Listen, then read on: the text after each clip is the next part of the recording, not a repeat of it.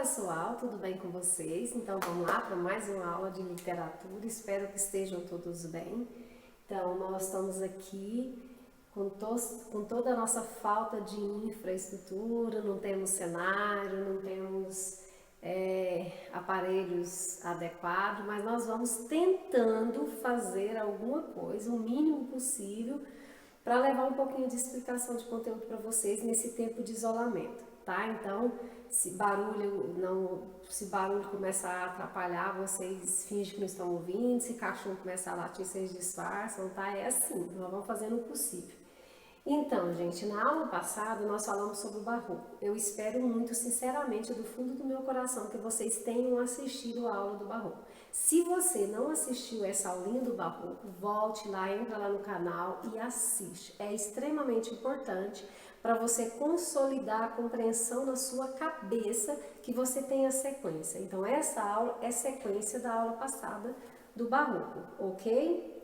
Vamos fazer assim uma conexão rapidinho de uma aula com a outra. Semana passada nós falamos que o barroco, o homem barroco é o homem que vive a tensão entre o teocentrismo e o antropocentrismo.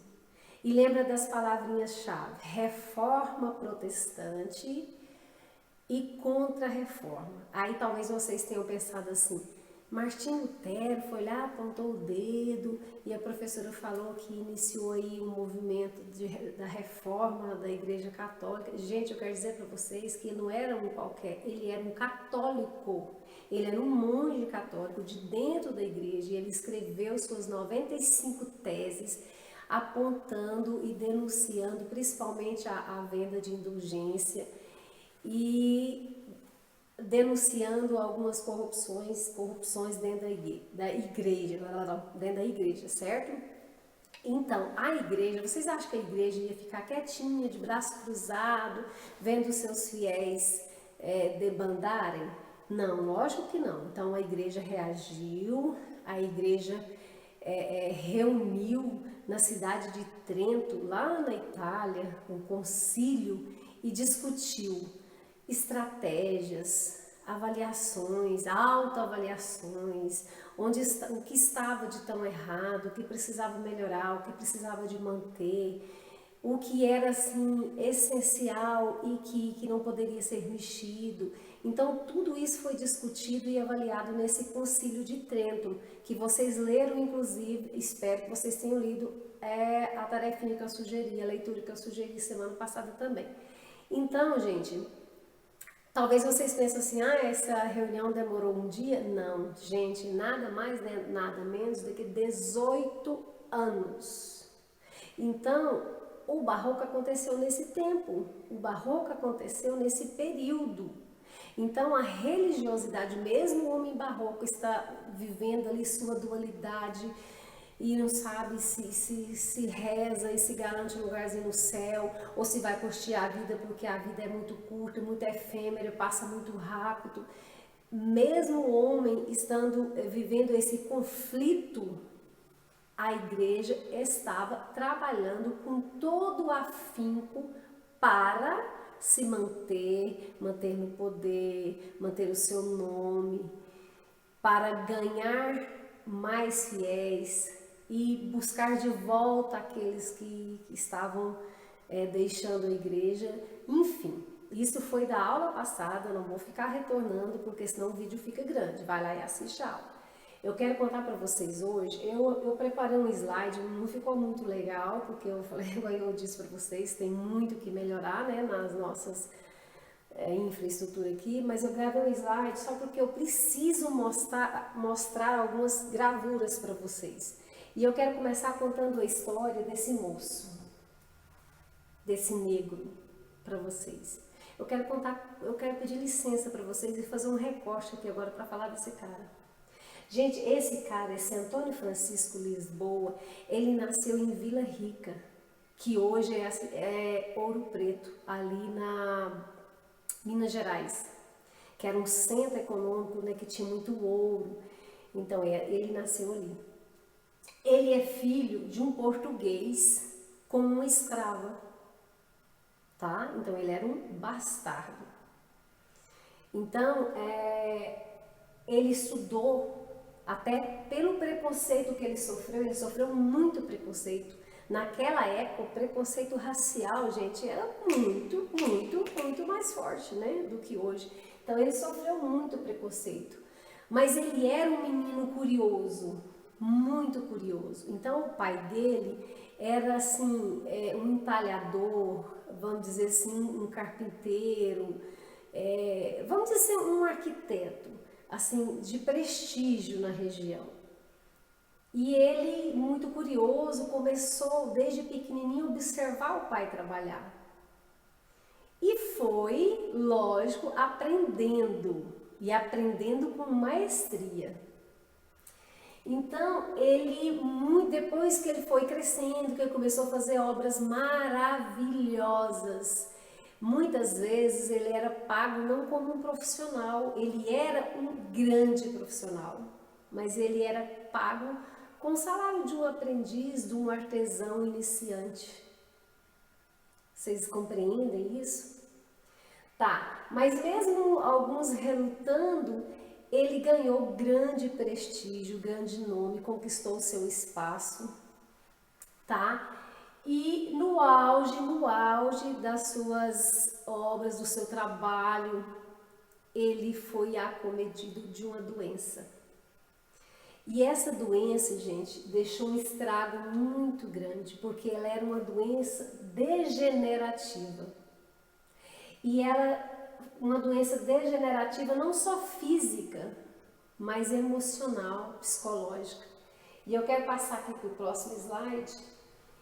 E olha esse nome, essa palavra aí na tela. Aleijadinho. Por que será desse apelido? Por que esse cara ganhou esse apelido? Gente, ele aos 40 anos de idade, quando ele estava no auge da sua carreira, olha, ele não fez faculdade. Ele aprendeu só as primeiras, ele aprendeu a ler, aprendeu latim com alguns padres, mas ele não cursou assim faculdade, não teve curso superior. Mas apesar disso, ele é considerado um arquiteto, porque ele projetava. Além dele fazer esculturas maravilhosas, ele projetava, tá? Então, ele, 40 anos de idade, no auge, ele contraiu uma doença que até hoje ninguém sabe explicar. Se foi lepra, se foi sífilis, se foi hanseníase, enfim, não foi diagnosticada com certeza, mas o fato é que essa doença judiou muito dele. Ele perdeu os dedos dos pés, ele sentia muita dor. Aí, gente, ele amarrava, ele amarrava algo ali no joelho, uma proteção, fazia uma proteção no joelho e às vezes andava assim de 4, de dor nos pés. Depois ele perdeu os dedos das mãos e ele sentia muita dor. Conta a história que um dia, num ataque de dor e fúria, ele amputou seus dedos das mãos. Gente, imagina o que é isso? E aí vocês acham que ele desistiu de trabalhar, de fazer suas esculturas?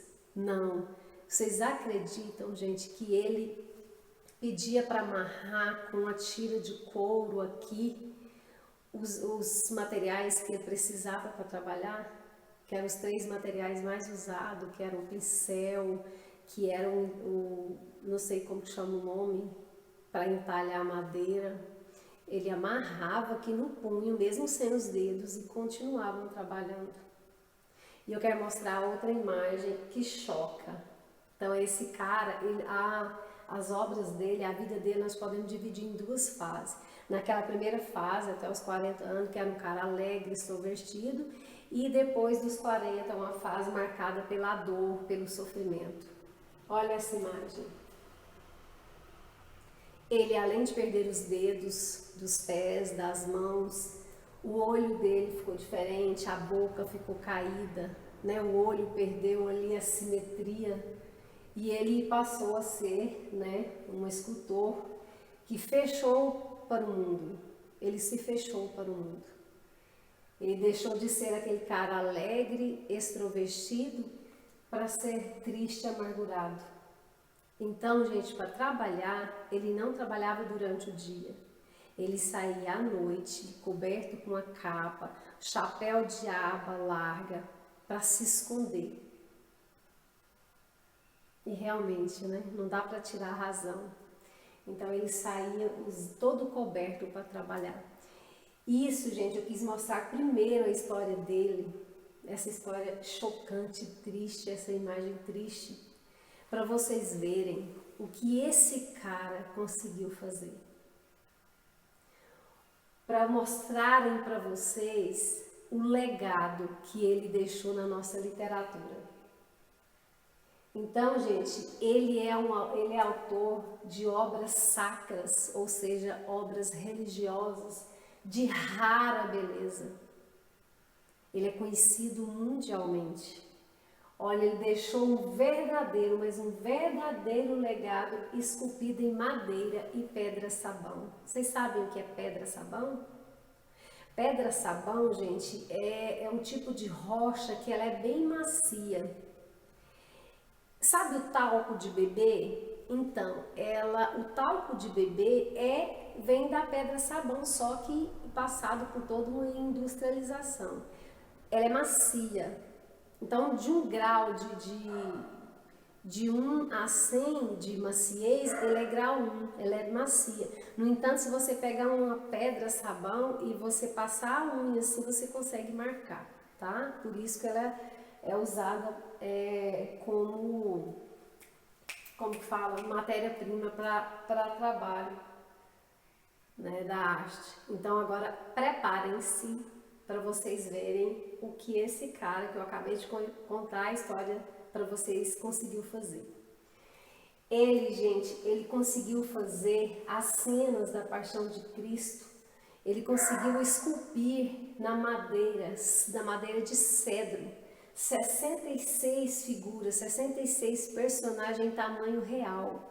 E olha para vocês verem a perfeição.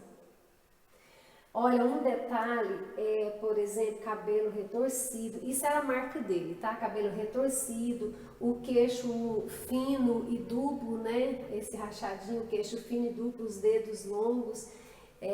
Os olhos amendoados, isso é um traço dele. Qualquer obra dele vocês vão perceber isso. Olha a grandiosidade. Vamos ver mais um pouquinho. Tá vendo? São as cenas da paixão de Cristo, né? Então, esse santuário aqui de Bom Jesus de Matosinhos, essa planta, ela imita um santuário lá em Portugal. E esse santuário de Matosinhos estava composto aqui, eu vou mostrar a próxima imagem. Olha aqui para vocês verem. Ele desenhou, ele esculpiu na pedra-sabão os 12 apóstolos que ficam expostos nessa igreja de Matosinhos. Então ele fez trabalhos grandiosíssimos. Olha essa imagem, o interior dessa igreja, né, a terceira edição de São Francisco. Essa construção, gente, levou 20 anos para ficar pronta. E como a região era muito rica em ouro e era até as igrejas investiam muito na arquitetura, na pintura do interior da igreja, para quê? Para quando o fiel entrar na igreja, ele olhar e se sentir maravilhado, ele sentir que ali era um pedacinho do céu e era ali que ele precisava estar. Então tem muito teto dessas igrejas históricas que as pinturas são feitas em 3D, como se abrisse assim, como você entra na igreja e parece que ela está abrindo para te levar ao céu, tá? Então eu quis mostrar essa imagem para vocês, toda talhada e detalhada no ouro, maravilhosa, né? Que levou 20 anos de construção, então a intenção era essa mesmo.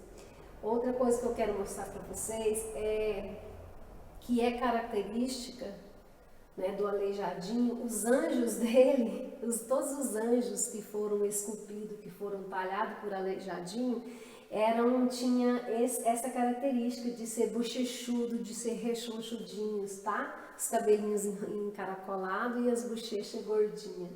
Então o Aleijadinho, gente, apesar de tudo que ele passou na vida, ele é um marco na nossa literatura. Então falou em barroco, falou na arte barroca, vocês vão lembrar da figura Aleijadinho.